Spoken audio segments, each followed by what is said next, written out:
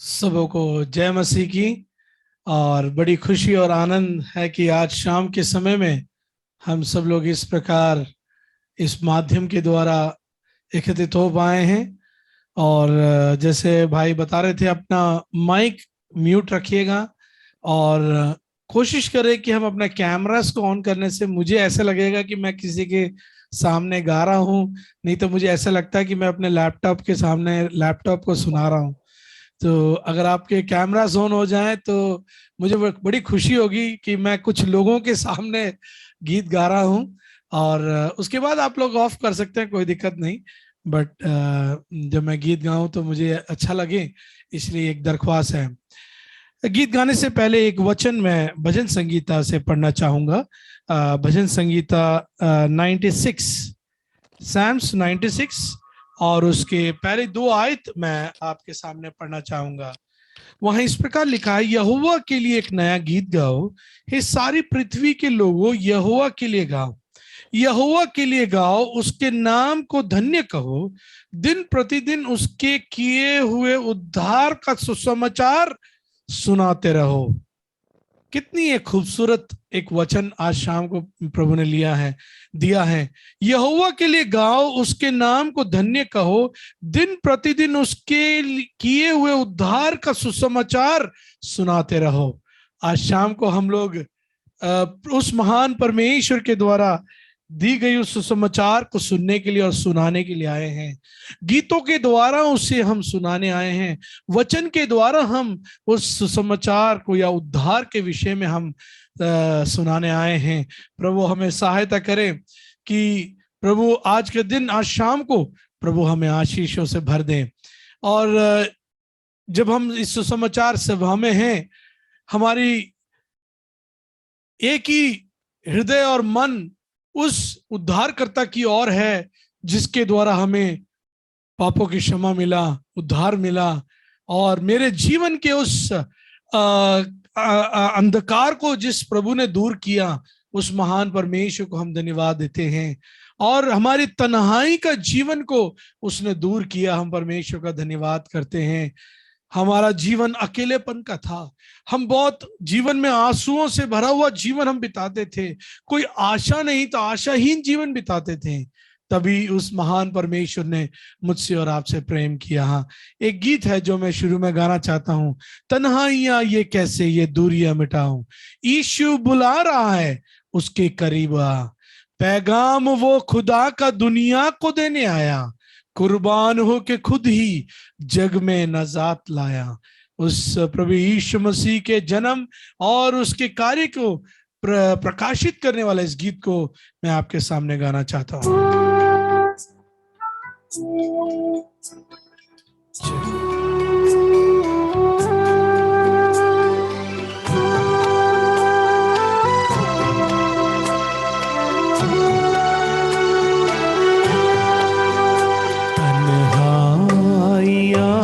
कैसे ये दूरियां मिटाओ, यीशु बुला रहा है उसके करीब आ, तन्हाइयां ये कैसे ये दूरियां मिटाओ, यीशु बुला रहा है उसके करीब आ।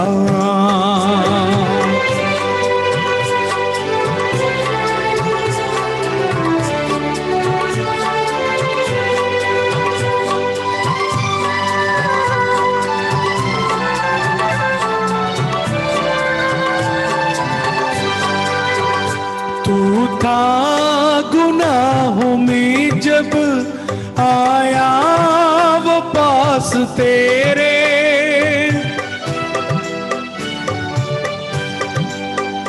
तू था गुनाहों में जब आया वो पास तेरे, जीवन की हर डगर में हर शाम हर सवेरा, जीवन की हर डगर में हर शाम हर सवेरा साथी वही है तेरा, खुद को न तुम बुलाओ। तन्हाइयाँ ये कैसे, ये दूरियां मिटाओ।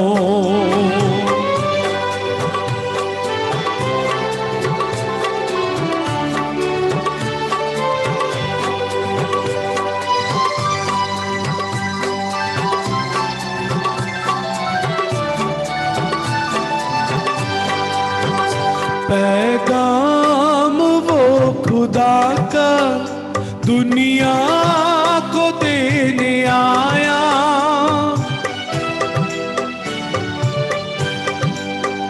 पैगाम वो खुदा का दुनिया को देने आया। कुर्बान हो के खुद ही जग में नजात लाया, कुर्बान हो के खुद ही जग में नजात लाया।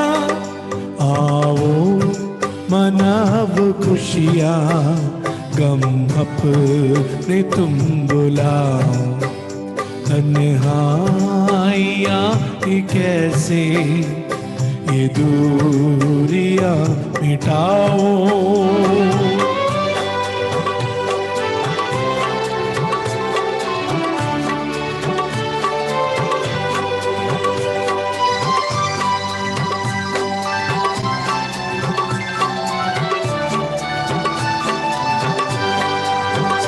तेरी वही है मंजिल, क्यों तू अब भी गाफिल।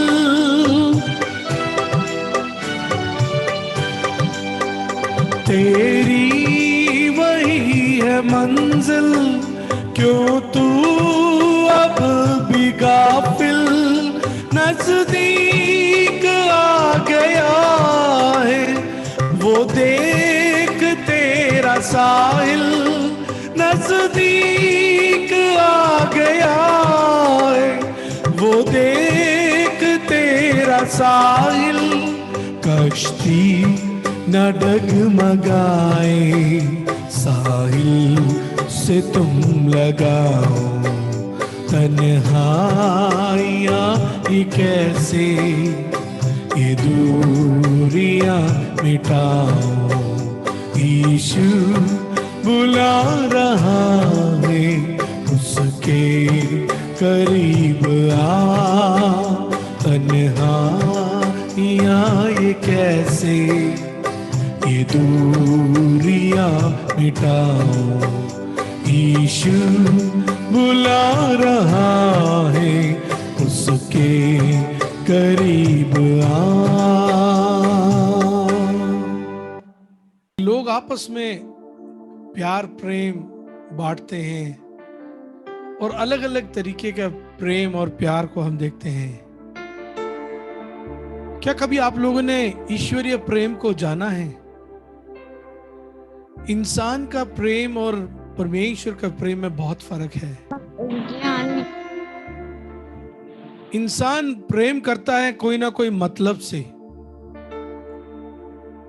लेकिन प्रभु का प्रेम जो हम देखते हैं वो इस प्रकार है कि वो एक निस्वार्थ प्रेम है। बाइबल में हम पढ़ते हैं, क्योंकि परमेश्वर ने जगत से ऐसा प्रेम किया कि उसने अपने एकलौते पुत्र प्रभु यीशु मसीह को दे दिया। उसने इस प्रकार से प्रेम किया कि अपने एकलौते पुत्र प्रभु यीशु मसीह को हमारे लिए दे दिया। आमीन। और सिर्फ इस संसार में भेजा ही नहीं, बल्कि उस पुत्र को काल्वरी क्रूस पर मरने के लिए सौंप दिया। क्रूस पर प्रभु यीशु मसीह ने अपने दोनों हाथों को फैलाकर अपना प्रेम का प्रकटीकरण करके दिखाया। जब हम उस क्रूस की ओर देखते हैं, हमारे मन में एक सवाल आता है, हे पिता, ये कैसा प्रेम है कि तूने अपने पुत्र के द्वारा हम पर दिखाया है? ये कैसा प्रेम है? बाइबल कहती है वे एक अनोखा प्रेम है, अतुल्य प्रेम है, ईश्वरीय प्रेम जो बगैर कुछ मांगे, बगैर कुछ कहे, अपने आप को हमारे लिए, हमें बचाने के लिए, पाप के बंधन से छुड़ाने के लिए अपना स्वयं पुत्र प्रभु यीशु मसीह को दे दिया। हालेलुया। स्वर्ग को छोड़ा, धरती पर आया जीवन देने मुझको। मैं और आप पाप के दलदल में फंसे हुए थे, मैं और आप शैतान के अधीन में जीवन बिताने वाले लोग थे, लेकिन प्रभु ने मुझे वहां से छुड़ा लिया। उसने निस्वार्थ प्रेम से प्रेम किया। कैसा अनोखा प्यार तूने मुझसे किया। बहुत पुराना एक गीत है, मेरे गुनाहों के बदले क्रूस पर दे दी जान, हम सबों के पापों के बदले में। बाइबल कहती है पाप की मजदूरी तो मृत्यु है, और वो मृत्यु मेरे और आपके जीवन में आना था, लेकिन प्रभु यीशु मसीह ने सह लिया। धन्यवाद करते हैं। अगला गीत जो मैं गाने जा रहा हूं उसका बोल भी यही है, कैसा अनोखा प्यार तूने है मुझसे किया। जो भी भाई बहन जानते हैं गीत, मेरे साथ मिलके गा सकते हैं।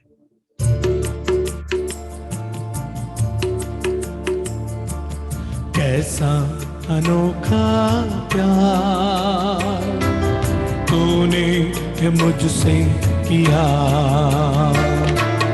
कैसा अनोखा प्यार तूने मुझसे किया।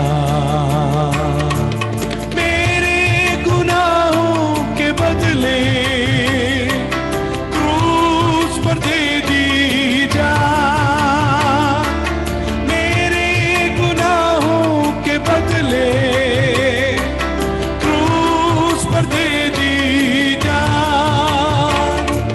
कैसा अनोखा प्यार तूने मुझसे किया, कैसा अनोखा प्यार तूने मुझसे किया।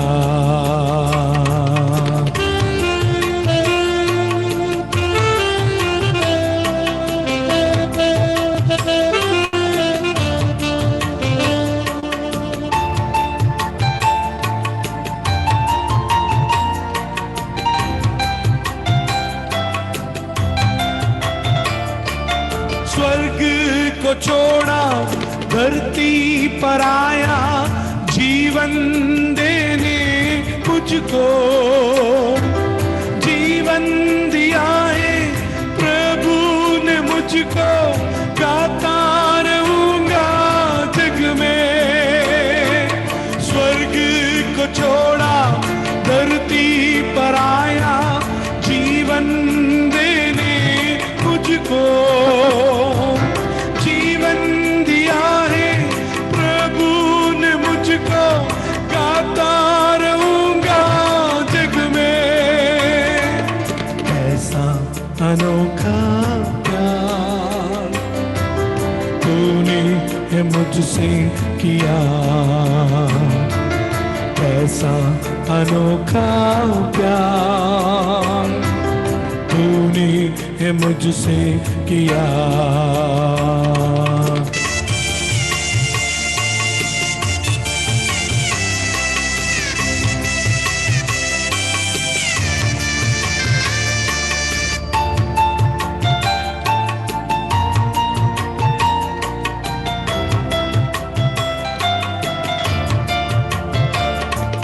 तुम भी पाओ अनंत जीवन, आओ यीशु के पास। मार्ग सत्य जीवन वही है, वो है जीवन दाता। तुम भी पाओ अनंत जीवन, आओ यीशु के पास। मार्ग सत्य जीवन तू ही है, वो है जीवन दाता। कैसा अनोखा प्यार तूने मुझसे किया, कैसा अनोखा प्यार तूने मुझसे किया।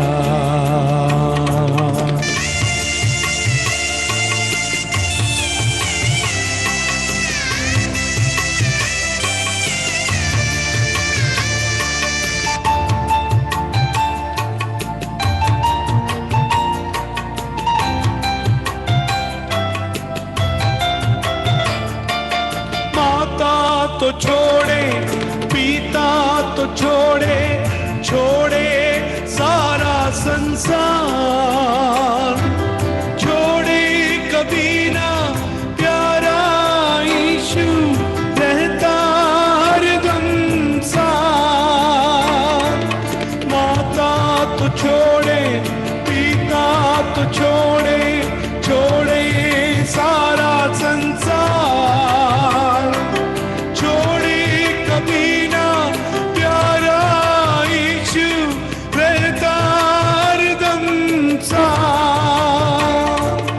कैसा अनोखा प्यार तूने मुझसे किया,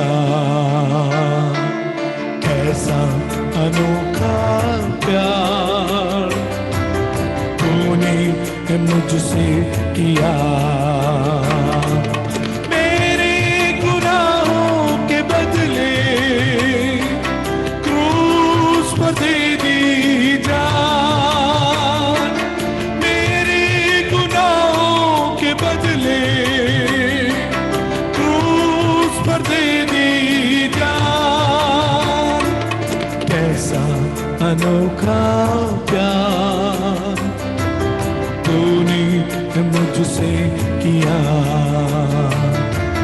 कैसा अनोखा प्यार तूने मुझसे किया, तूने मुझसे किया, तूने मुझसे किया। Hallelujah Jesus. सबको जय मसीह की। जय मसीह की भाई। मैं परमेश्वर का धन्यवाद करता हूं कि प्रभु ने मुझे इस सभा में जुड़ने का एक सुंदर सौभाग्य दिया है। आप सब भाइयों और बहनों का मैं धन्यवाद करता हूं और परमेश्वर का भी धन्यवाद करता हूं, और खास तौर पर इस सभा का जिन्होंने आयोजन किया है और जिनका इस सभा में योगदान है, उन सभी भाइयों और बहनों का धन्यवाद करता हूं। प्यारों ब्रदर, मेरी इस टाइमिंग क्या रहेगी, कितना समय है मेरे पास?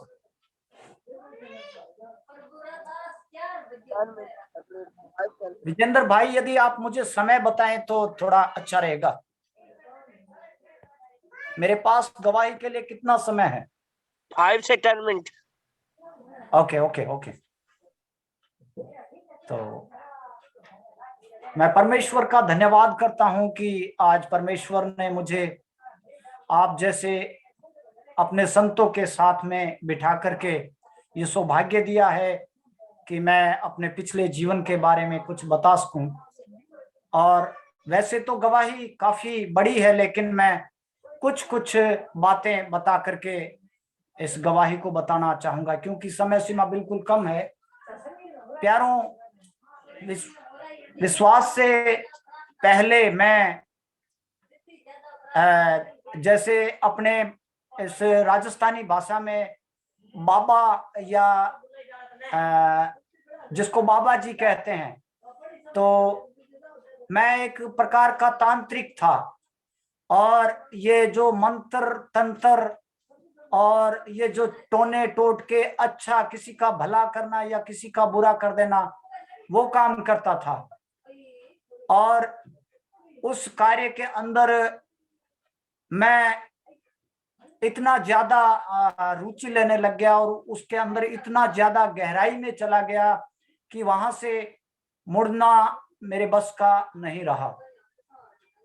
और उस कार्य को मैंने शुरुआत में किसी तांत्रिक से सीखा था, वो सारी विधियां मैंने सीखी थी, और मेरे घर में हालात ऐसे हो गए थे कि मुझे मजबूरी में वो सब कुछ सीखना पड़ा। और शुरू शुरू में मेरे घर में लड़ाई झगड़ा और गरीबी कभी खत्म नहीं हुई। और एक समय ऐसा आया कि मेरे घर में खाने को 2 वक्त की रोटी भी नहीं मिल रही थी। और उन 2 महीनों में सर्दियों का मौसम था, और मैं और मेरे से छोटा भाई है, हम लोगों ने मिलकर के रात को चोरी करके 2 महीने तक अपने परिवार का पेट पाला। पिताजी उस समय बीमार थे, और हमारे पिता ने कभी हमें चोरी या बुरी आदतों के बारे में नहीं सिखाया। जब भी हमने कभी ऐसी गलती की तो उन्होंने हमेशा मार कर डांट कर हमें उस बुराई से दूर रहने के लिए कहा। लेकिन ऐसे हालात हो गए कि पिताजी घर से चारपाई से खड़े भी नहीं हो पाते, और कमाने वाले वो थे। और उस समय मैं लगभग 7वीं क्लास में पढ़ता था, और मेरा छोटा भाई भी मेरे साथ पढ़ता था, और मेरे से 2 बड़ी बहनें जो कालिया में उनकी शादी हो गई थी, और परिवार की जो जिम्मेवारी मेरे ऊपर आ गई। ऐसे हालातों में पिताजी बीमार थे और मेरे ऊपर सारी जिम्मेवारी आ गई। तो उस जिम्मेवारी को निभाने के लिए मेरा पढ़ाई से मन टूट गया, और मैं इधर उधर मेहनत या मजदूरी की ओर मैं मुड़ गया। लेकिन इस छोटी उम्र में किसी ने मुझे मेहनत या मजदूरी नहीं दिया, ऐसा काम नहीं दिया, और ना ही उस समय में ऐसा कोई काम था। तो ऐसा करते करते फिर घर के जो हालात उनको देखकर मैं बहुत परेशान रहता, और मेरे छोटे भाई की भी पढ़ाई छूट गई, और मैंने भी 8वीं में पढ़ाई को छोड़ दिया। घर के हालातों को देखते हुए मैंने छोड़ करके फिर मैं इस घर में जो परेशानी है उस परेशानी के कारण को ढूंढने लगा। तो मैंने काफी लोगों से, इधर उधर रिश्तेदारों से काफी पूछताछ किया, तो उन्होंने मुझे इस जो बाबा और तांत्रिक है उस दिशा में उन्होंने ढकेल दिया। वहां जाने के बाद में मेरे घर की उन लोगों ने सारी की सारी कहानी बता दी, और कहानी बताने के बाद में उन्होंने कहा कि तुम्हारा इलाज भी हो जाएगा। और उन बाबाओं को मैंने काफी पैसे देकर के इलाज करवाया, लेकिन वो इलाज कुछ समय तक, जैसे हफ्ता या 2 हफ्ता तक सब कुछ ठीक, और उसके बाद फिर से वही हालात। तो ऐसा करते करते मैं फिर उनके पास जाता और उनको बोलता कि गुरुजी ये फिर से वही हालात कैसे हो गए। तो उन्होंने कहा कि बेटा तुम्हारे घर में कोई ऐसा जादू और टोना करता है जिसकी वजह से घर में ऐसे हालात है। तो मैंने कहा मैं रोज रोज पैसे दे करके अपने घर को कैसे बचाऊं, मेरे पास इतने पैसे नहीं है, कुछ ऐसा कीजिए ताकि मेरा घर बच जाए और पैसे भी ना लगे। तो उन्होंने कहा तुम मेरा शिष्य बन जा और मैं तुझे ये सारी विधियां सिखाऊंगा। तो उन्होंने लगभग 3 महीने अपने पास रखकर जो शमशान जहां मुर्दे जलाए जाते हैं वहां मुझे ले जा करके आधी आधी रात को बहुत भयंकर जैसे मंत्र तंत्र के द्वारा शक्तियों को अर्जित करना, और जो दुष्ट आत्माएं हैं उनको वश में करना, और उनको भेजना, और सामने वाले के घर की पूरी कहानी को जानना, और उसका भला या बुरा करना, वो सब की सब चीजें मैं सीख गया था। और जब वो सब कुछ मैं सीख गया तो मैं अपने घर की रक्षा के लिए वो चीजें मैंने सीखी। लेकिन जैसे जैसे मैं लोगों के किसी के भी घर में जाता तो उस घर की जो की पूरी कहानी है मेरे सामने एक फिल्म की तरह चल जाती, और उस घर का एक एक पॉइंट मैं उन लोगों को पहले से ही बता देता कि इस घर में फलाना बीमार है, या ऐसा करके लड़ाई झगड़ा है, या ये चीज यहाँ है। तो ऐसा करते करते जब लोगों को मैंने बताया तो लोग हैरान हो गए, और मुझे उन्होंने एक बड़ा पद देना शुरू किया, और उस पदवी को पाकर के मेरे अंदर घमंड आ गया और मैं अपने आप को बड़ा समझने लग गया। तो ऐसा करते करते उस काम को मैंने बिजनेस बना लिया, और मैं जो लोग दुखी होते उनके घरों में जाता और वहां पर जो जादू टोना वो सब कुछ करके वहां से खूब माल, खूब रुपए पैसे लूट खसोट करता। और उन लोगों की जो हालात है उन हालातों पर मैं कभी ध्यान नहीं देता और उस काम को मैंने अपना धंधा बना लिया। और ऐसा करते करते हमारे जो आसपास के, विजयनगर के आसपास के छोटे छोटे गांव हैं वहां तक मेरा प्रचार हुआ। और वहां से फिर हमें बीकानेर, जोधपुर, फलोदी और उस मारवाड़ साइड तक हमारा डंका बजने लग गया। और एक परिवार ऐसा था जो जोधपुर जिले के अंदर मांडोर गांव था और उस गांव में हमें लगभग 3 महीने तक इनवाइट किया गया। और वहां पर हमें खूब जो भी जी में आए वो नशा, शराबी, कबाब, दारू, सिगरेट, बीड़ी जो भी है वो सब नशा मुझे मिलता।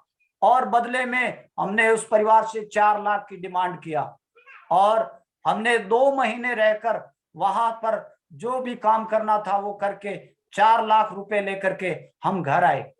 तो ऐसा करते करते प्यारों, मेरे अंदर हद से ज्यादा दुष्टता आ गई और मैं इंसान को इंसान ना समझते हुए उनको कीड़े मकोड़ों की तरह देखने लग गया था। और जो भी मेरे से थोड़ा टेढ़ा चलता तो मैं उन तांत्रिक शक्तियों से उस घर का मैं नुकसान कर देता। प्यारों, मैं झूठ नहीं बोलता, प्रभु से डर कर बोलता हूं। मैंने उस कला के अंदर 5 लोगों की हत्या की थी। 5 लोगों को मैंने मृत्यु तक पहुंचा दिया। और वो सब कुछ करने के बाद मेरे अंदर इतना बड़ा घमंड आ गया, मैं इंसान को इंसान नहीं समझता था। लेकिन एक ऐसा करते करते करीब 6 महीने तक मेरा डंका बजा, मेरा नाम चलने लगा। लेकिन जैसा कहते हैं शेर को सवा शेर कभी ना कभी मिल जाता है, तो किसी ऐसे ही तांत्रिक से मेरा पाला पड़ा और घमंड घमंड में हम दोनों की जो वाद विवाद हुआ और उसने मेरे अंदर जो सारी शक्तियां थी उसका पता नहीं कैसे उसने दमन कर दिया। वो सारी की सारी शक्तियां कार्य करना बंद कर गई। और उसके बाद में धीरे धीरे मैं बीमार रहने लगा और डरने लगा और मेरे पूरे परिवार में वो दुष्ट आत्माएं जो थी हम पर ही हावी होने लग गई। तो ऐसा करते करते मेरे घर के हालात फिर से वैसे के वैसे हो गए। जो कुछ लूट खसोट कर इकट्ठा किया वो लग गया। उसके अलावा 1.5 से 2 लाख तक फिर से हमारे घर में लग गए। हमारे घर में एक पैसा भी खाने को अनाज नहीं बचा। तो उस दशा में फिर मैं लगभग 13.5 साल तक एक ही कमरे में बंद रहा और मेरे अंदर जितनी भी दुष्ट आत्माएं थी वो समा गई। और उसके बाद जैसे किसी को कोई अटैक आता है या मिर्गी के जो अटैक आते हैं वैसा मेरे अंदर अटैक आने लग गए। और उसके बाद में मैं डर कर 13 साल तक एक ही कमरे में रहा और मैंने अपने परिवार से बोल दिया कि मुझे बचाने वाला इस धरती पर कोई नहीं है। और काफी रुपया पैसा लगाने के बाद मेरा इलाज कहीं नहीं हुआ। और ऐसा करते करते एक दिन मैंने घर वालों से कहा कि मैं अब थोड़े समय का हूं, इसलिए मुझे अपनी जो 2 बड़ी बहनें हैं उनसे मिलने दो आखिरी बार। तो वहां पर जब मैं गया तो वहां प्रभु के एक दास भाई निर्मल सिंह के द्वारा मुझे सुसमाचार सुनाया गया। और उस भाई ने जब मेरे अंदर मुझे सुसमाचार सुनाया तो मेरे अंदर जो भी दुष्ट आत्माएं थी वहां से सब की सब निकल गई। और मुझे पहली बार यकीन हुआ कि इस दुनिया में इन दुष्ट शक्तियों पर भी कोई जय पाने वाला है। फिर भाई ने मुझे सुसमाचार सुनाया, वहां से मैं विश्वास किया और फिर वापस आया और लगभग 2 साल तक मुझे कोई संगति नहीं मिली। उसके बाद भाई बारिश फ्रांसिस जो रायसे नगर में रहकर सेवा करते हैं वहां का मुझे पता मिला और वहां जाने के बाद में मैं बिल्कुल ठीक हो गया, मेरा पूरा परिवार ठीक हो गया और मैं बचाया गया, मेरा परिवार बचाया गया। तो प्यारों, ये मेरी गवाही है और इसमें मैं सबसे बड़ी एक बात बताना चाहता हूं। मुझे इस बात की खुशी नहीं है कि मैं और मेरा परिवार बच गया, हमारा शरीर बच गया, इस बात की खुशी जरूर है, लेकिन उससे भी बड़ी खुशी यह है कि उस सुसमाचार के दौरान, उस प्रभु पर विश्वास के दौरान मेरा शरीर, मेरा प्राण, मेरी आत्मा भी बचाई गई है, मेरे पूरे परिवार को बचाया गया है। और उस दुष्ट और दलदल की दुष्ट शक्तियों से मुझे उबार कर मैं आज आप जैसे महान संतों के बीच में आ सका। और जब मुझे उस दुष्टता से, जब उस दलदल से मैं बाहर आया, तो उसके 2-3 महीने बाद में मुझे असली में होश आया कि मैं क्या था और क्या बन गया।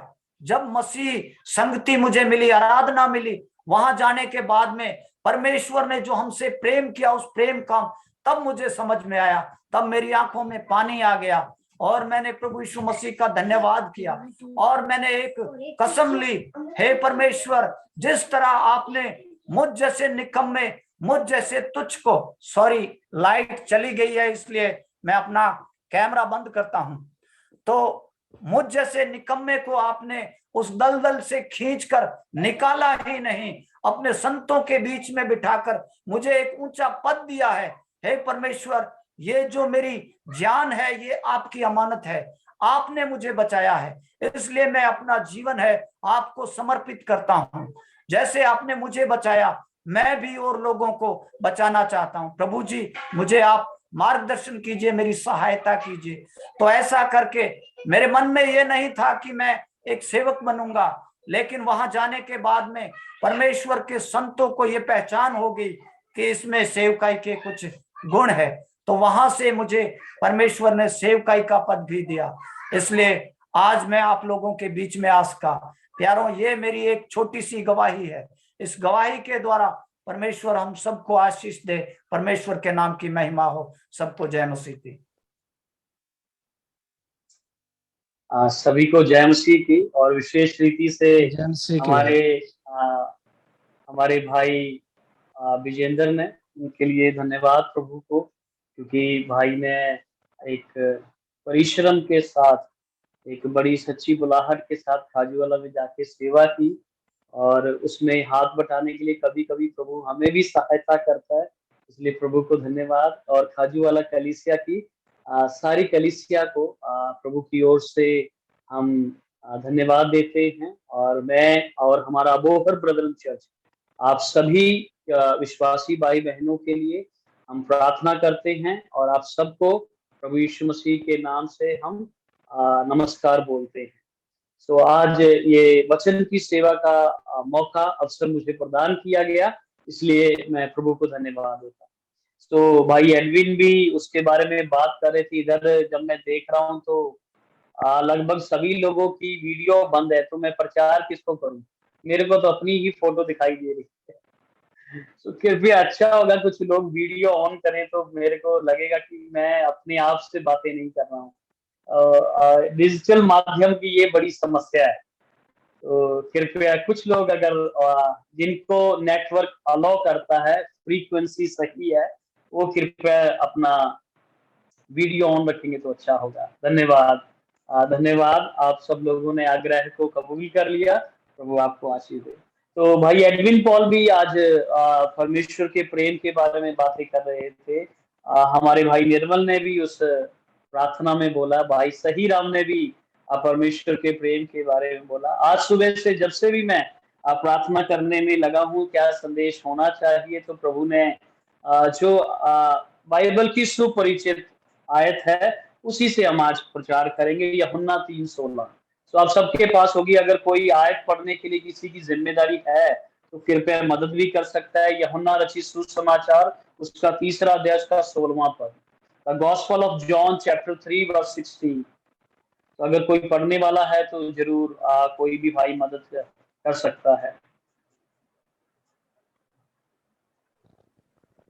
क्योंकि परमेश्वर ने जगत से ऐसा प्रेम रखा कि उसने अपना इकलौता पुत्र दे दिया, ताकि जो कोई उस पर विश्वास करे वह नष्ट ना हो परंतु अनंत जीवन पाए।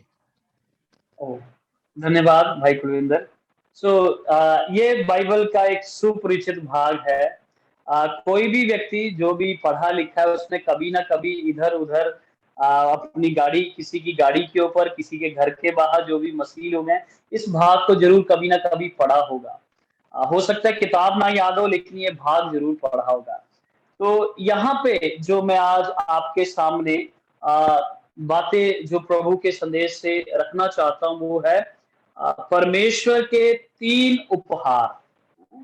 प्रभु इस वचन में 3 प्रकार के उपहार जगत को देते हैं। उन 3 उपहारों के बारे में हम बात करेंगे। द 3 गिफ्ट्स ऑफ गॉड, जो परमेश्वर इस दुनिया को, इस संसार को, आपको, मुझको परमेश्वर ने हमें दिए हैं। लेकिन ये बड़ी विडंबना है, ये बड़ी दुख की बात है कि हम उनको जानते नहीं हैं। सो मैं पहले उन 3 उपहारों के बारे में बता दूं, उसके बाद फिर हम उसके ऊपर थोड़ा चर्चा करेंगे।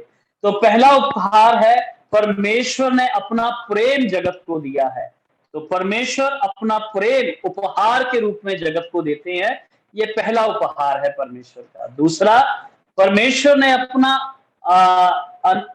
पुत्र हमें उपहार के रूप में दिया है ना, जो शाश्वत उनका पुत्र है प्रभु यीशु मसीह, वो उपहार के रूप में दिया है। शाश्वत प्रेम उपहार के रूप में दे दिया, शाश्वत पुत्र उपहार के रूप में दिया, और तीसरा, जब इसी भाग में आप पढ़ोगे तो शाश्वत जीवन, ये भी एक उपहार के रूप में। इसके लिए आपको कुछ खर्चा नहीं करना है, मेरे को कोई दाम नहीं देना है, आपको कुछ दाम नहीं देना है, हम किसी को भी उसके लिए दाम नहीं देना। तो ये 3 उपहार परमेश्वर की ओर से मुफ्त में हमें दिए जाते हैं। लेकिन मैंने बोला ये विडंबना है, ये अज्ञानता है, ये हमारी कमजोरी है या हमारी अनगैली है, जो आज तक हम 3 उपहारों को बहुत बार हम समझ नहीं पाए हैं। तो इन 3 उपहारों के ऊपर आज हम चर्चा करेंगे। पहला उपहार, जैसे मैंने बताया, पहला उपहार है परमेश्वर का प्रेम। प्रियो, प्रेम शब्द ऐसा है जिसको सुनने से रोमांचित हो जाता है मन, है ना।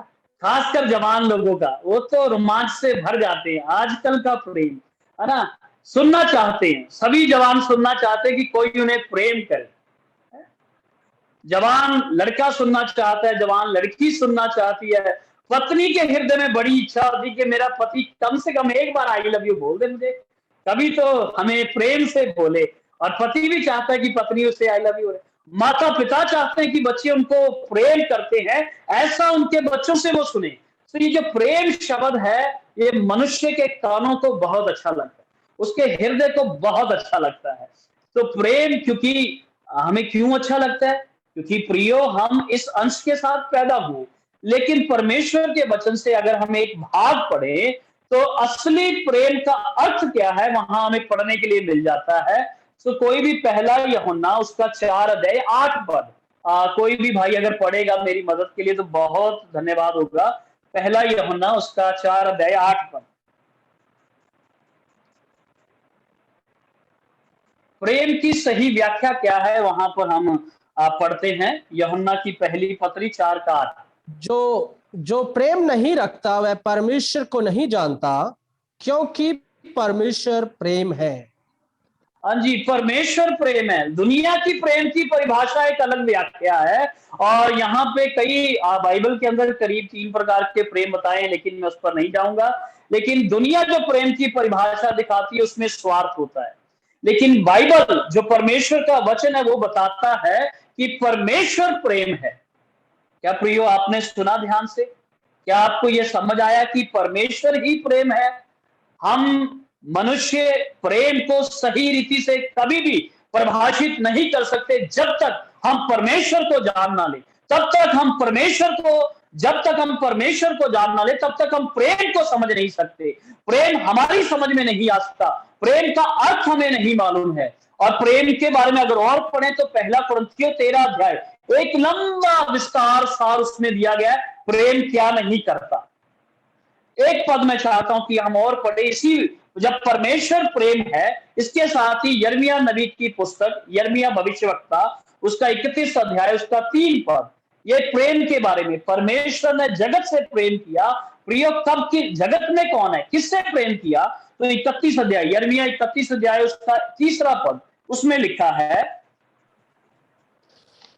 यहोवा ने मुझे दूर से दर्शन देकर कहा है, मैं तुझसे सदा प्रेम रखता आया हूं, इस कारण जाइए, मैंने तुझ बस। पर अपनी करुणा बनाई रखी है। हाँ, मैं तुझे सदा प्रेम करता हूं। अब देखिए, हमने अभी पढ़ा परमेश्वर जगत से प्रेम रखता है। तो जगत में सोचने वाली बात है, कौन है जगत में, किससे प्रभु प्रेम करता है? होगा कोई जिससे प्रभु करता होगा। लेकिन यिर्मयाह नबी पर्टिकुलरली विशेष रीति से एक बात बताते हैं कि मैं तुझसे प्रेम, सदा का प्रेम, शाश्वत प्रेम करता हूं। प्रियो, क्या आपने इस बात का कभी अपने जीवन में अनुभव करने की कोशिश की है कि परमेश्वर आपको प्रेम करते हैं? एक बार एक छोटी सी कहानी मैं बताना चाहता हूं। मेरे पिताजी अक्सर बताया करते थे, तो हम बचपन में सुन लिया करते थे, वो मुझे याद है। एक बार एक नौकरानी किसी के घर में काम करती थी। उधर उधर का जो मालिक था, उसने उसको एक दिन एक खाने की वस्तु देखकर बोला, कह रहा ये लो, ये खाने की अच्छी सी वस्तु है, और जो तुम्हें सबसे अच्छा लगे, सबसे प्यारा लगे, सुंदर लगे, उसको जाकर ये जो खाने की वस्तु है जो, वो तुम उपहार के रूप में दे देना। और फिर वो मालिक जो था, स्वामी, उसने ये देखा, उसने सोचा कि क्यों ना मैं देखूं कि ये जाकर किसको वो उपहार, वो खाने वाली वस्तु किसको देती है। तो वो उसके पीछे पीछे चोरी चोरी चुपके से गया। जब वो उसके पीछे गया, वो औरत गलियां घूमते हुए और एक पुरानी सी बस्ती में पहुंची।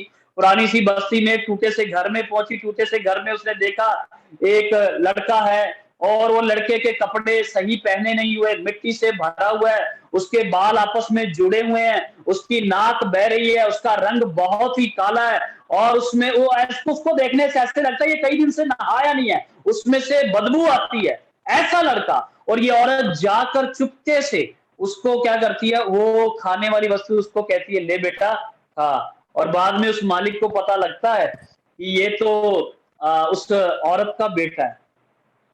उस औरत के लिए उस शहर के सब सुंदर बालक और लड़के और लड़कियां वो सुंदर नहीं है, लेकिन वो कुरूप लड़का, वो जिसका रंग सही नहीं है, जिसका चेहरा सही नहीं है, जिसकी नाक बह रही है, जिसमें से बदबू आ रही है, वो माता उसको प्रेम करती है। उसकी नजर में वही सबसे सुंदर है, उसकी दृष्टि में उससे बेहतर कोई भी नहीं है, और वो जाकर वो अपना सबसे उत्तम उपहार उसको दे देती है। प्रियो, परमेश्वर ऐसे हमें प्रेम करते हैं। परमेश्वर हमारा सृष्टि करता है, सो परमेश्वर प्रेम है। सो इसीलिए वो क्या करते हैं, हमें प्रेम करते हैं। तो हम कैसे हैं जब वो परमेश्वर किन लोगों से प्रेम कर रहे हैं? हमने ये तो देख लिया कि परमेश्वर प्रेम है, हमने ये भी देख लिया कि परमेश्वर सदा से प्रेम करते आए हैं, परमेश्वर का प्रेम निस्वार्थ है। हमने ये औरत की कहानी से सीख लिया, परमेश्वर का प्रेम पक्षपात नहीं करता, ये भी हमने देख लिया। लेकिन परमेश्वर किन लोगों से प्रेम कर रहा है, ये भी तो हमें देखना चाहिए। प्रभु किन लोगों से प्रेम कर रहा है? जगत में कौन ऐसे जिनके लिए परमेश्वर का हृदय उमड़ रहा है, जिनके लिए परमेश्वर का हृदय तड़प रहा है, जिनके लिए प्रभु का हृदय हमेशा तरसता रहता है? कौन ऐसे लोग हैं जिनको प्रभु प्रेम करता है? तो वचन में हम एक भाग रोमियो की पत्री में पढ़ते नहीं, लेकिन अब मैं वैसे बोलता हूं। रोमियो की पत्री जब हम 3 अध्याय 23 पद को पढ़े, उधर लिखा है, सबने पाप किया और सब परमेश्वर की महिमा से दूर है। ऐसा हम पढ़ते हैं उधर। तो परमेश्वर, सबने पाप किया और सब परमेश्वर की महिमा से दूर है। और फिर जब आप उसका 10वां, 11वां, 12वां, 13वां वचन जब आप पढ़ेंगे उसी अध्याय को, रोमी को, वहां लिखा है, उसमें से एक भी परमेश्वर का खोजने वाला नहीं, सबके सब भटक गए, सबके सब कुमार्ग पर चले गए, कोई परमेश्वर का खोजी नहीं, एक भी नहीं। तो परमेश्वर किन लोगों से प्रेम कर रहा है भाइयों बहनों? किनसे वो प्रेम कर रहा है? वो भटके हुए लोगों से प्रेम कर रहा है। जो परमेश्वर को खोजते नहीं, वो उनसे प्रेम कर रहा है। जो परमेश्वर का ज्ञान नहीं रखते, वो उनसे प्रेम कर रहा है। जो पाप में पड़े हैं, वो उनसे प्रेम रखता है, क्योंकि परमेश्वर प्रेम है। ये प्रेम करना उसका स्वभाव है, वो इस स्वभाव को छोड़ नहीं सकता। सो वो पापियों से प्रेम करता है। तो कौन पापी है? परमेश्वर का वचन बोलता है कि हम सब मनुष्य पापी हैं, जिन्होंने भी परमेश्वर को नहीं जाना और परमेश्वर की महिमा को नहीं समझा और परमेश्वर के अनुरूप कार्य नहीं किए, परमेश्वर की आज्ञा का पालन नहीं किया, वो सब के सब अनाज्ञाकारी की संतान है, वो सब के सब पापी हैं। प्रियो हम कैसे पापी हैं, कैसे पता लगेगा कि हम पापी हैं और इन पापियों से प्रभु प्रेम करता है। तो बाइबल में बहुत सारे उदाहरण हैं, लेकिन मैं एक दो उदाहरण आपको बताना चाहता हूं। अब बाइबल बोलती है हम जन्म से पापी हैं, तो जन्म से कैसे पापी हैं? अब आप देखिए, आपके घर में छोटे बच्चे होंगे, आपका छोटा बच्चा है, तो आप उसकी पसंद की चीज लाओ और उसको दो मत, वो जिद करेगा, अकड़ जाएगा, धरती पे लौटेगा, कपड़े गंदे करेगा, वो अपनी बात मनवाने के लिए हर हथियार अपना लेगा और अंत में आपको उसके सामने झुकना पड़ेगा। उसको कैसे पता अभी जिद करने से, लड़ाई करने से, अकड़ने से मैं अपनी बात मनवा सकता हूं?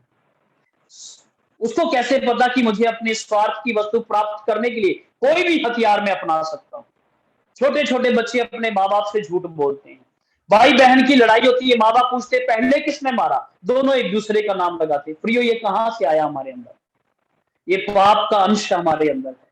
हम जन्म से पापी हैं, पाप का स्वभाव हमारे अंदर है और हम स्वभाव से ही पाप की संतान हैं। हम झूठ बोलते हैं, हम गाली देते हैं, हम लालच करते हैं, हम व्यभिचार में पड़े हैं, हम मूर्ति पूजा करते हैं, हम परमेश्वर के बताए हुए रास्ते को छोड़कर दुनिया में अपना स्वार्थ पूरा करने के लिए हर प्रकार का पाप करने के लिए तैयार हैं।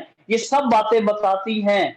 अगर आप मरकुस रचित सुसमाचार उसका 7 अध्याय अगर आप पढ़ेंगे तो उसके एक पद में लिखा है, मनुष्य के अंदर से सब बुरी बुरी बातें, उसके मन से बुरी बातें सब उसके मन से निकलती हैं।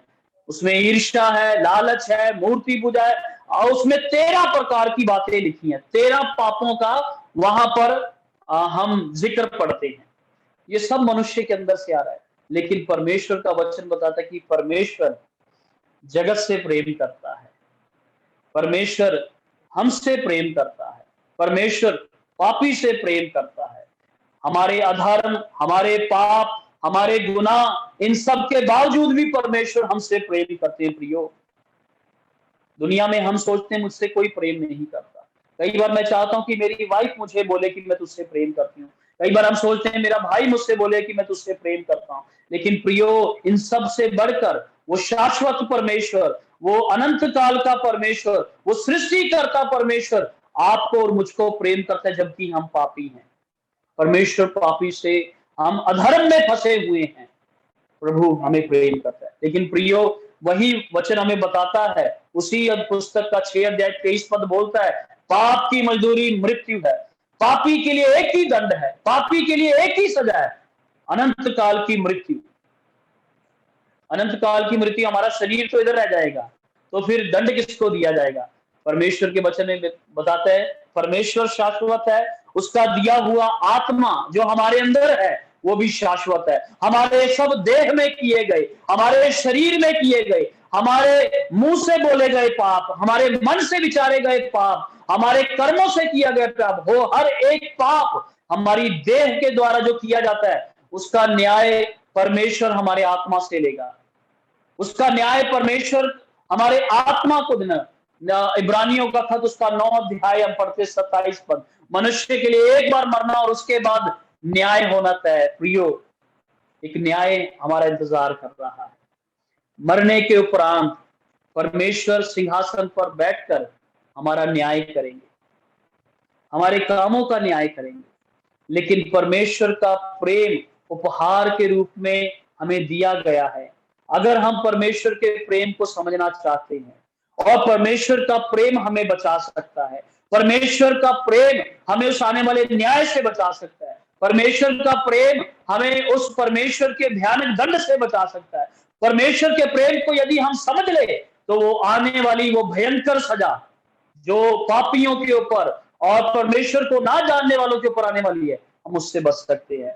परमेश्वर हमें प्रेम करता है और ये प्रेम का उपहार वो अपने शाश्वत पुत्र के रूप में हमें देना चाहता है। उसका भाग अगला हम पढ़ते हैं, यूहन्ना 3:16 का पढ़ते आ गए भाग हमें इसमें ऐसे लिखा है 3:16 में, क्योंकि परमेश्वर ने जगत से ऐसा प्रेम रखा कि उसने अपना इकलौता पुत्र दे दिया। प्रियो, दूसरा उपहार जो हमारे लिए प्रभु ने दिया है, परमेश्वर ने दिया, वो है उसने अपना शाश्वत पुत्र उपहार के रूप में हमें दे दिया। हम पापी हैं और मरने के बाद एक न्याय हमारा इंतजार कर रहा है, लेकिन परमेश्वर हमें प्रेम करते हैं और इसी प्रेम के चलते हुए, इसी प्रेम को शब्दों में ना दिखाकर कर्मों में, कामों में प्रकट करने के लिए परमेश्वर ने क्या किया, अपना एक लौता पुत्र हमारे लिए इस जगत में भेजा। तो उसका पुत्र करने क्या आया इस जगत में, उसका पुत्र क्या करने आया प्रियो? एक पद मैं चाहता हूं कि आप पढ़िएगा, रोमियो की पत्री 5 अध्याय 8 पद, रोमियो की पत्री 5 अध्याय 8।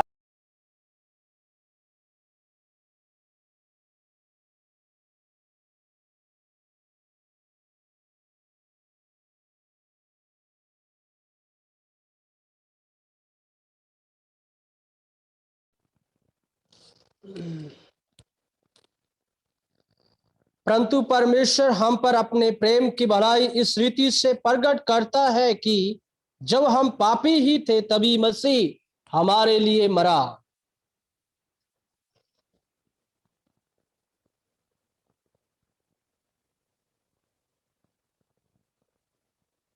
भाई आपकी आवाज नहीं आ रही, आप अपना, आपका माइक बंद हो गया। हेलो रिचर्ड भाई। ओके, उधर से बंद हो गया। ओके, अच्छा ठीक है। तो यहाँ पे हमने अभी पढ़ा,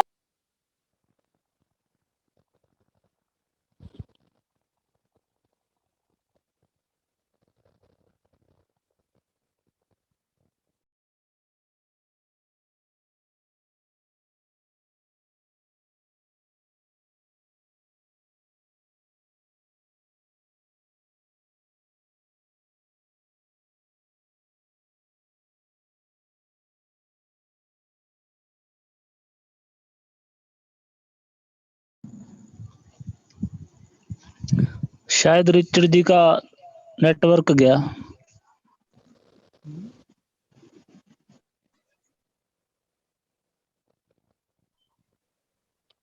हेलो, हाँ जी जी, आ रही आवाज भैया। हाँ जी। तो रोमियो 5:8 हमने पढ़ा अभी, उसमें यहाँ लिखा है कि प्रेम अपने परमेश्वर अपने प्रेम की भलाई इस रीति से हम पर प्रकट करते हैं कि जब हम पापी ही थे तो प्रभु यीशु मसीह हमारे लिए मरे। यही है परमेश्वर का दान, इसी वरदान की बात हम कर रहे थे। परमेश्वर अपना प्रेम का उपहार हमें देते हैं, ना सिर्फ परमेश्वर बातों में, शब्दों में, वचनों में इस प्रेम का उपहार हमें दे रहे हैं प्रियो, लेकिन परमेश्वर अपने शाश्वत पुत्र को, अपने इकलौते पुत्र को वो अपने प्रेम में हमारे लिए दे रहे हैं। उधर लिखा है जब हम पापी ही थे, मैंने जैसे पहले बताया, हम जन्म से पापी हैं, स्वभाव से पापी हैं, पाप का दंड न्याय है, उस न्याय के बाद एक अनंत काल की मृत्यु है, नरक में झोंका जाना है, नरक में डाला जाना है, हमेशा का रोना है, दांतों का पीसना है। लेकिन परमेश्वर हमसे प्रेम करते हैं, इसीलिए वो नहीं चाहते कि पापी, जो मेरी बनाई हुई सृष्टि है, मनुष्य, वो पाप में पड़कर मरकर उस नरक में जाए। तो प्रेम, परमेश्वर अपने प्रेम की भलाई हम पर इस रीति से प्रकट करते हैं कि जब हम पापी थे तो प्रभु ने अपना पुत्र दिया। प्रियो, यीशु मसीह जब इस दुनिया में आए तो स्वर्गदूतों ने उनके बारे में बताया, बहुत सारे कहानियां यीशु मसीह के बारे में संसार में प्रचलित है, बहुत सारे गलत विचार दुनिया के अंदर, समाज के अंदर प्रभु यीशु मसीह के बारे में प्रचलित है कि प्रभु यीशु मसीह कोई और प्रकार के मनुष्य हैं या किसी और प्रकार की वो शिक्षा देते हैं। लेकिन प्रियो, प्रभु यीशु मसीह के बारे में अगर आप लूका रचित सुसमाचार पढ़ें, उसका 2 अध्याय 11वां पद मैं चाहता हूं कि कोई भी पढ़ दे। यीशु मसीह कौन है इसके बारे में मैं आपको बताना चाहता हूं। परमेश्वर का वो शाश्वत पुत्र कौन है, उसकी शुरुआत के बारे में हम थोड़ा देखते हैं। लूका रचित सुसमाचार उसका 2 अध्याय उसका 11वां पद, उसमें हम पढ़ लें।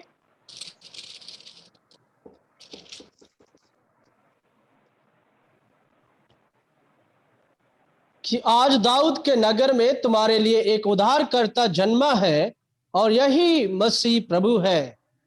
उसके साथ मत्ती 1:21 भी हम पढ़ लें, मत्ती 1:21 भी हम पढ़ें। वह पुत्र जनेगी, तू उसका नाम यीशु रखना, क्योंकि वह अपने लोगों को उनके पापों से उद्धार करेगा। आप देखिए, इन दोनों ही वचनों में स्वर्गदूतों ने आकर यीशु मसीह के जन्म के उपरांत जन्म से पहले और जन्म के उपरांत दो अलग अलग घटनाएं हैं। ये दोनों पर यीशु मसीह के दुनिया में आने का अर्थ बताया। बहुत सारे लोग यीशु मसीह का दुनिया में आने का अर्थ नहीं समझते। प्रभु यीशु मसीह के आने का तात्पर्य क्या था, प्रभु यीशु मसीह दुनिया में क्यों आए थे, तो ये बात सीधा बताती है परमेश्वर ने जगत से प्रेम किया, अपना पुत्र दिया, अपना पुत्र भेजा ताकि मनुष्य पापों से उद्धार पाए। यीशु मसीह मुक्तिदाता बनकर पैदा हुए।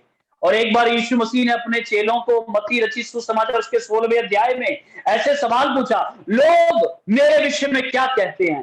तो उनके चेलों ने बताया, कोई यूहन्ना बपतिस्मा दाता कहता है, कोई आपको यिर्मयाह कहता है, कोई एलिय्याह कहता है। तो इसके उपरांत प्रभु यीशु मसीह ने पूछा कि लोग तो जो मुझे कहते हैं वो कहते हैं, लेकिन तुम मुझे क्या कहते हो? प्रियो, आज एक सवाल मेरा आपके साथ है, आप प्रभु यीशु मसीह के बारे में क्या सोचते हैं? आप प्रभु यीशु मसीह को कैसे देखते हैं? आपके क्या विचार है प्रभु यीशु मसीह को लेकर? क्या आप भी उस सत्य से अनजान हैं जो सत्य प्रभु परमेश्वर के वचन में लिखा है कि यीशु मसीह जगत में मुक्तिदाता बनकर आए, प्रभु यीशु मसीह जगत में पापों का उद्धार करने के लिए आए, प्रभु यीशु मसीह जगत में पापियों को बचाने के लिए आए, और 2000 साल से प्रभु यीशु मसीह ये कार्य करते ही जा रहे हैं। आज भी हमने पढ़ा, भाई सही राम उद्धार प्राप्त किया उन्होंने, प्रभु आज भी बचा रहे हैं। प्रभु यीशु मसीह के बारे में आप क्या बोलते हैं? परमेश्वर का शाश्वत पुत्र हमें दिया गया है, प्रभु का अनंत काल का जो वो ईश्वर था वो हमें सौंपा गया है, प्रभु यीशु मसीह को हमें दिया गया, मुक्तिदाता के रूप में दिया गया।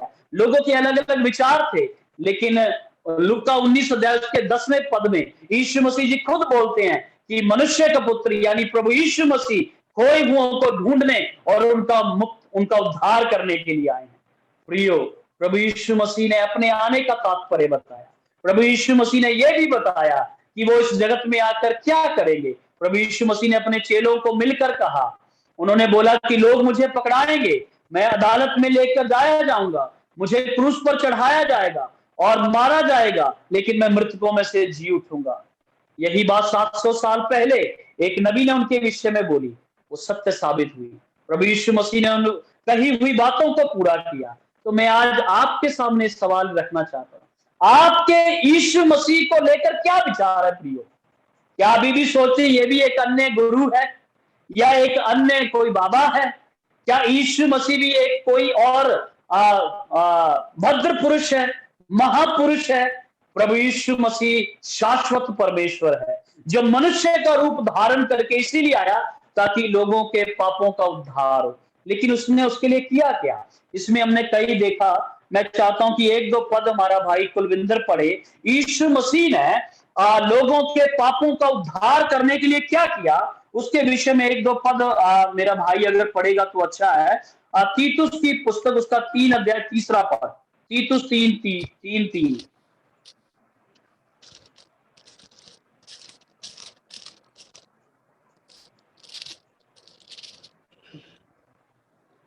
जी, क्योंकि हम भी पहले निर्बुद्धि और आज्ञा न मानने वाले और भ्रम में पड़े हुए और विभिन्न प्रकार की अभिलाषाओं और सुख विलास के दास्तव में थे और भेदभाव और ढाक करने में जीवन व्यतीत करते थे और घृणित थे और एक दूसरे से वैर रखते थे। और 5वां पद भी, 5वां भी, तो उसने हमारा उद्धार किया और यह धर्म के कामों के कारण ही जो हमने पाप किए, पर अपनी दया के अनुसार नए जन्म के स्नान और पवित्र आत्मा के हमें नया बनाने के द्वारा हुआ। ठीक है। और इसके बाद एक पद भाई और भी पढ़ना, पहला यूहन्ना की पत्री उसका 2 अध्याय 2 पद भी आप पढ़ लीजिएगा बाद में।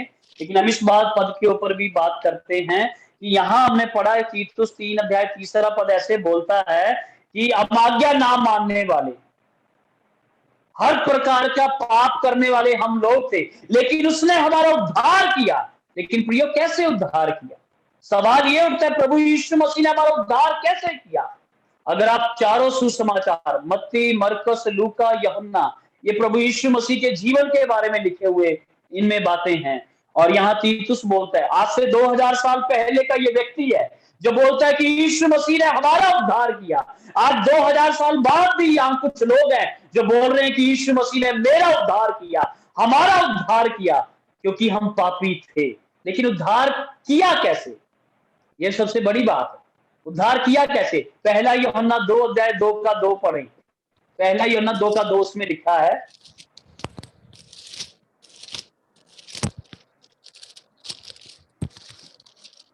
जी, और वही हमारे पापों का प्रायश्चित है, और केवल हमारे ही नहीं वरन सारे जगत के पापों का भी।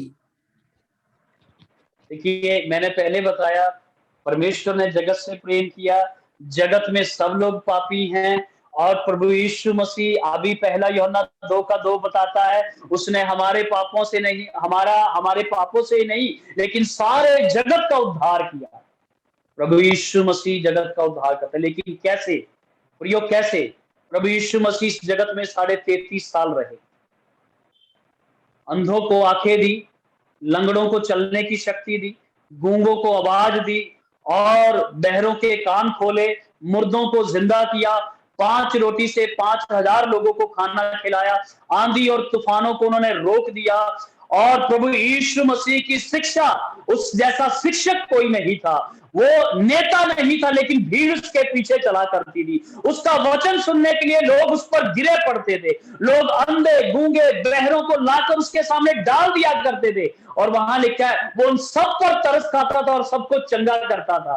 प्रभु यीशु मसीह का हृदय प्रेम से भरा हुआ था, प्रभु यीशु मसीह दया से मामूर था, प्रभु यीशु मसीह पूरी सामर्थ के साथ कार्य करता था। लेकिन हम पढ़ते हैं जैसे यीशु मसीह के जीवन का लक्ष्य पूरा होना था, अंत में वो पकड़वाया गया, उसको पकड़कर ऐसे बेड़ियों से बांधकर अदालत में ले जाया गया। 2 राजाओं ने उनकी जांच की, और दोनों ने उनके अंदर, लोगों ने उन पर जो दोष लगाए थे, उन दोषों में से एक भी दोष साबित नहीं हुआ। दोनों ने बोला इसमें कोई दोष नहीं है। वो निर्दोष, फिर भी वो जेल में पड़ा, वो निर्दोष था, फिर भी उसके ऊपर कोड़े मारे गए, उसके दाढ़ी के बाल नोचे गए, उसके मुंह पर थप्पड़ मारे गए, उसकी आंखों को मूंद लिया सैनिकों ने और थप्पड़ मारकर कहा, बोल तुझे कौन मारता है। और जब इतना काफी नहीं हुआ तो प्रभु यीशु मसीह को क्रूस कांधे पर लाद कर उसको गोलगता के पहाड़ तक ले जाया। 2 डाकुओं के बीच में प्रभु यीशु मसीह को 3 कीलों के ऊपर टांग दिया गया, 2 हाथों में कीले, 2 पैरों में 1 कील, और इस तरह से कांटों का ताज सिर में धसाकर वहां पर ठट्ठा उड़ाया गया। प्रियो, मेरा एक सवाल, अगर आपके पास इतनी सामर्थ हो, आप अंधों को चंगा कर सकते हैं, आप गूंगों को आवाज दे सकते हैं, 5 रोटी से 5000 लोगों को खिला सकते हैं, पानी पर चल सकते हैं, आश्चर्य कर्म कर सकते हैं, आप में से कौन एक थप्पड़ खाएगा? कोई खा सकता है? नहीं खाएगा। लेकिन यीशु मसीह के मुंह पे थूका, लेकिन उसने मुंह नहीं खोला, वो अपने मारने वालों के सामने चुपचाप रहा। यीशु मसीह की शिक्षा ये थी, अगर तेरे कोई दाएं गाल पे मारे तो तू अपना बायां उसकी तरफ फेर देना। प्रियो, ऐसी अद्भुत शिक्षा, वो सिर्फ शिक्षा नहीं देता था, उसने शिक्षा को पूरा किया। कलवरी की क्रूस के ऊपर लटके हुए उसने अपनी जान दे दी, और अपने वादे के मुताबिक मुर्दों में से तीसरे दिन जी उठा, और ये उसका शाश्वत पुत्र प्रभु इसीलिए हमें उपहार के रूप में दिया, ताकि उस पर विश्वास करके, बाइबल में हमने पढ़ा ना अभी 3:16 में, उसके ऊपर विश्वास करे, जो कोई उसके ऊपर विश्वास करे वो जीवन पाएगा। प्रियो, अनंत काल का जीवन, तीसरा उपहार अनंत काल का जीवन। पहला उपहार परमेश्वर का प्रेम, परमेश्वर पापियों से प्रेम करता है। दूसरा उपहार, परमेश्वर ने पापियों के अपने शाश्वत पुत्र को दिया। तीसरा उपहार, परमेश्वर जो पापी अपना मन फिराए उसके पुत्र पर विश्वास करे, और उसको तीसरा उपहार शाश्वत जीवन, प्रभु यीशु मसीह शाश्वत जीवन देते हैं। मैं आज पढ़ रहा था एक कहानी, तो उसमें एक प्रेमिका, उसके प्रेमी को फांसी की 17वीं शताब्दी की, आज से 400 साल पहले की कहानी है, ये सत्य घटना है। 17वीं शताब्दी के अंदर एक प्रेमिका के प्रेमी को फांसी की सजा दे दी जाती है, और ये प्रेमिका अपने प्रेमी को बचाना चाहती है। तो जिस दिन उसको फांसी दी जानी थी, ये क्या करती है, उस जेल के तय खाने के ऊपर चढ़कर जाती है। उधर एक घंटा लगा हुआ है, जैसे ही वो घंटा बजेगा तुरंत इस व्यक्ति को क्या दे दिया जाएगा, फांसी दे दी जाएगी, इसका वो लीवर खींच दिया जाएगा। ये जो जल्लाद होता है, ये लीवर खींचने के लिए तैयार खड़ा है। ये प्रेमी के मुंह पे काला कपड़ा डालकर उसको फांसी का फंदा लटका दिया गया। अब ये लीवर खींचने के लिए तैयार करा है, लेकिन ये इसको घंटे की आवाज सुनाई नहीं देती है, ये घंटी बजती नहीं है। तो किसी ने जाकर जब ऊपर जांचा तो एक लड़की इस घंटे की जो वो बेल होती है उसको पकड़कर बैठी है, वो उसको बजने नहीं देना चाहती। उसको पकड़ के नीचे लाया गया और जो जज था उसने पूछा तूने ऐसा क्यों किया। जब उसकी हालत देखी तो इस लड़की के जो हाथ और पांव थे ये पूरी तरह से ये छिल गए थे, उसके खून आ रहा था और उसके कई हाथों में से खून बह रहा था, उसके कई चोटें लगी हुई थी। और उसकी ऐसी हालत देखकर वो जो जज था उसने ऐसे बोला, कह रहा तेरे दुख के कारण, तेरे बहाए हुए लहू के कारण मैं इसकी सजा को माफ करता हूं, तेरा प्रेमी जीवित रहेगा। ऐसा प्रेम यीशु ने हमसे किया, उसने हमारे सबके पाप अपने ऊपर ले लिए। और परमेश्वर पिता ने जब पापियों को देखा और अपने पुत्र को देखा तो उसके पुत्र का दुख, उसके पुत्र की मृत्यु, उसके पुत्र की जान देना, उसके पुत्र का दुख सहना, ताड़ना सहना, उसको देखकर प्रभु ने कहा जो कोई उस पर विश्वास करेगा वो नाश नहीं होगा, बचाया जाएगा। प्रियो, आज रात के समय में ये तीसरा उपहार आपके फैसले पर निर्भर करता है। ये दोनों उपहार ऊपर के परमेश्वर अपनी अनंत इच्छा में हमें देते हैं, लेकिन ये तीसरे उपहार को प्राप्त करने के लिए हमें एक निर्णय लेना होगा।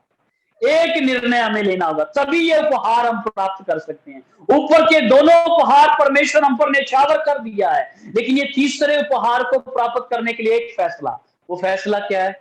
आज रात को अगर ये हमें समझ आए कि परमेश्वर मैं पापी हूं और प्रभु यीशु मसीह आपने मेरे पापों के लिए अपनी जान दी है, आप मारे गए, गाड़े गए और तीसरे दिन जी उठे हैं, मेरे पापों को क्षमा करें, आप मेरे प्रभु और मुक्तिदाता हैं, ये विश्वास करें तो शाश्वत जीवन, अनंत काल का जीवन हमारा होगा। आखिर में एक छोटी सी कहानी बताकर समाप्त कर रहा हूं, मेरा समय जा रहा है, तो मैं एक छोटी सी कहानी मैं अक्सर बताया करता हूं। एक राजा था, उसके राजमहल में एक मखौलिया था। राजा को हंसाने के लिए, राजा का दिल बहलाने के लिए एक व्यक्ति रखा हुआ था। वो नाटक करता था, गलत सलत बातें बोलता था और चुटकुले सुनाता था, गपशप करता था। राजा सारे दिन के जो थकावट थी उससे उसका मन बहल जाए इसलिए उस व्यक्ति को रखा था। राजा उसके काम से बड़ा खुश था। उसने अपने उस नौकर को, अपने उस दास को एक घंटियों से बनी हुई टोपी लेकर पहना दी और उसको जब भी वो आता था ये घंटियां बजती थी तो राजा को पता लग जाता था कि ये वही व्यक्ति आ रहा है। राजा ने खुश होकर दी और उसको एक ऐसे टॉन्ट मारकर बोला, जब तेरे से बड़ा मूर्ख व्यक्ति कोई मिल जाए तब तू उसको दे देना। राजा कुछ समय के बाद बीमार हो गया। राजा अभी जवान था, 30-35 साल की उम्र का था और राजा की हालत इतनी खराब हो गई कि वो मरने वाला था। और जब सब लोग उसका पता लेने जा रहे थे तो इस व्यक्ति को भी दिल में आया, जिसको टोपी दी गई थी, कि मेरे को राजा ने टोपी दी, राजा मरने जा रहा है, सब पता ले रहे हैं, मैं भी लेके आ जाऊं। राजा के पास ये भी जाता है, राजा को जाके पूछता है, राजा साहब आप कैसे हैं? राजा बोलता है मैं ठीक नहीं हूं, मेरे को लगता है मैं बचूंगा नहीं। तो वो बोलता है सर हमको पता है।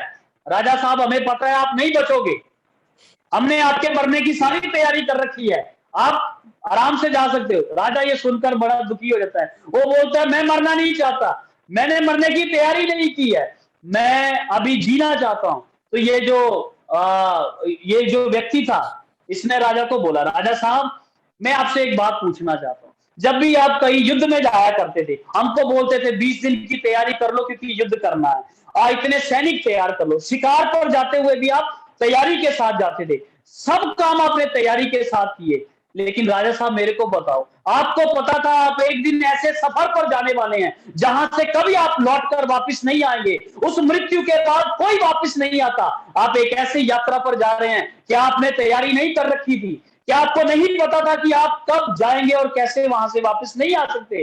तो आपने इस एक तरफा सफर की तैयारी क्यों नहीं करी?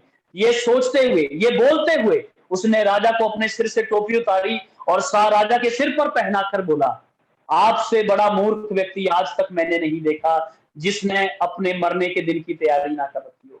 प्रियो, आज सवाल मैं आपसे पूछता हूँ, क्या आपने तैयारी कर रखी है?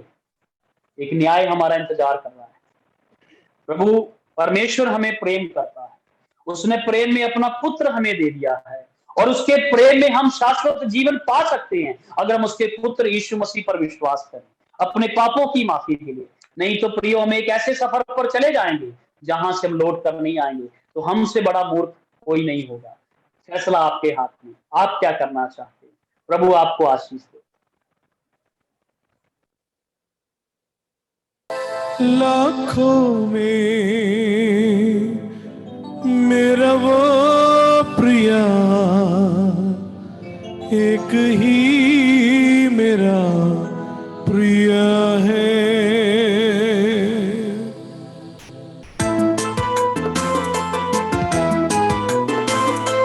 लाखों में मेरा वो प्रिया, एक ही मेरा प्रिय है।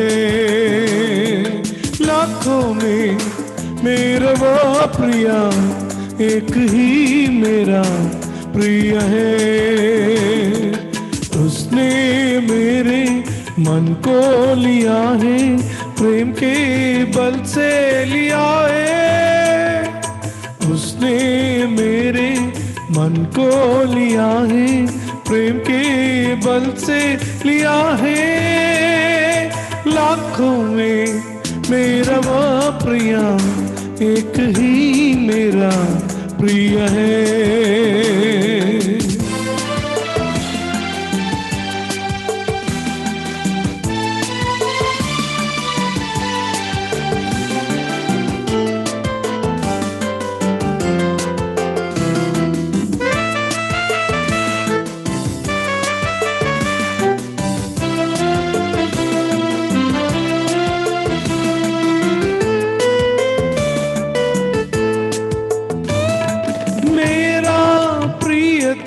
यीशु आया खोजने और बचाने को।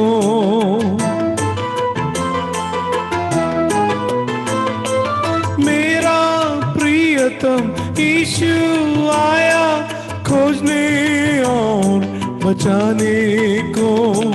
मुझ पाया जान बचाया, यीशु प्रियतम मेरा हो।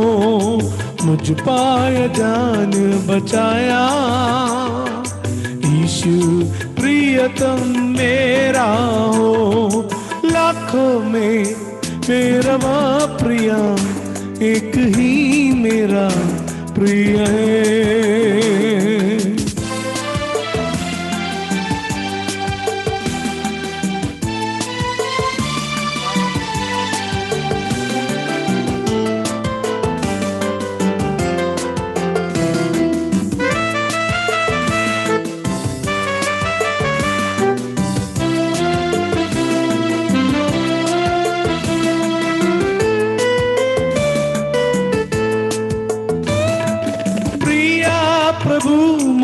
छोड़ दिया बस अब सब कुछ तेरा हो।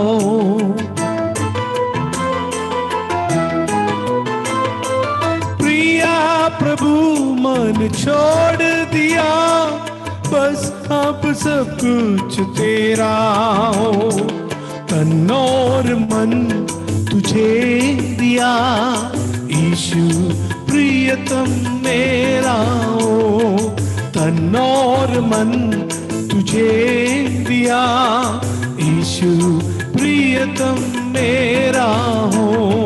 लाखों में मेरा वो प्रिया, एक ही मेरा प्रिय है।